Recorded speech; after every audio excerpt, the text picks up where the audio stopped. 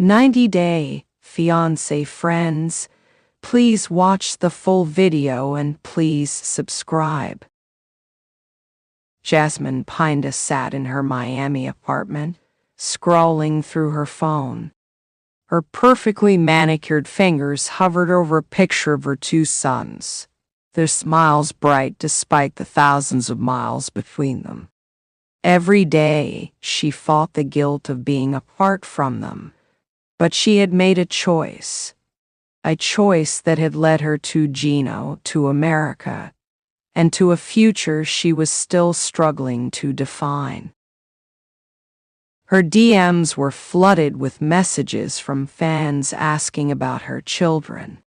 Some were kind, others judgmental, but they all wanted to know, why aren't your sons with you?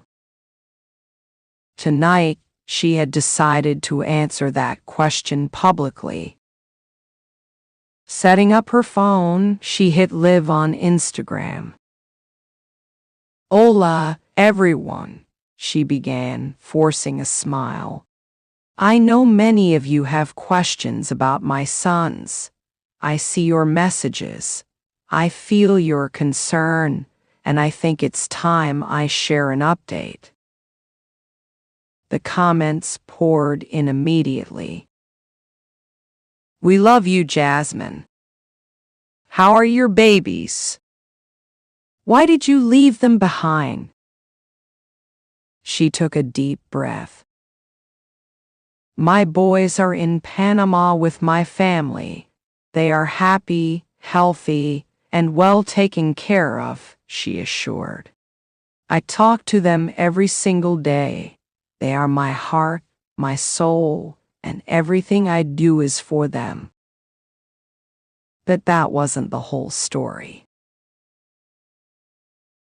Jasmine never imagined leaving her sons behind, even temporarily. When she first met Gino, she had dreams of bringing them to America with her, but reality was crueler than she had expected. The immigration process was slow, expensive, and unpredictable. Despite Gino's promises of stability, his financial situation was more fragile than it seemed on TV. He had lost his job, and their relationship had been on the rocks more times than she could count. Bringing two young boys into that uncertainty had felt irresponsible. Her ex, the father of her children, had fought against her taking them out of the country. They have a life here, he had argued. You don't even know if your relationship will last. That accusation stung. Jasmine had clung to the hope that Gino would prove everyone wrong, that their love would be strong enough to withstand the struggles. But even she couldn't deny the cracks forming in their foundation. Still, she had to be strong for her children. Life in America wasn't as glamorous as she had imagined. Jasmine missed waking up to her sons' giggles, missed cooking them breakfast and walking them to school. Instead, she woke up in Gino's sterile Michigan house, feeling out of place in a life that still didn't feel like hers. She called her sons every morning before school. They would excitedly tell her about their classes, their friends, their favorite cartoons. She would smile and laugh, even as her heart ached. Mommy, when are you coming home? Her youngest had asked just the night before. Soon, my amor, she had whispered. Mommy is working hard so we can be together. But was she? Or was she trapped in a relationship that seemed to be falling apart faster than she could hold it together? The response to Jasmine's Instagram live was mixed. Some fans were supportive. "You're doing what's best for them, Jasmine. Stay strong. Immigration is hard. People don't understand how complicated it is." But others were cruel. "You abandoned your kids for a man? Why didn't you just stay in Panama and raise them yourself?" Jasmine tried not to let the negativity affect her, but it was impossible. She had always been emotional, passionate. Her heart ruled her decisions, for better or worse. And right now, it felt like her heart was tearing in two. Things with Gino had been strained for months. The stress of long-distance parenting, financial struggles, and trust issues had turned their once fiery romance into a battlefield. "You don't understand what I'm going through," she snapped one night after he accused her of spending too much time texting her family.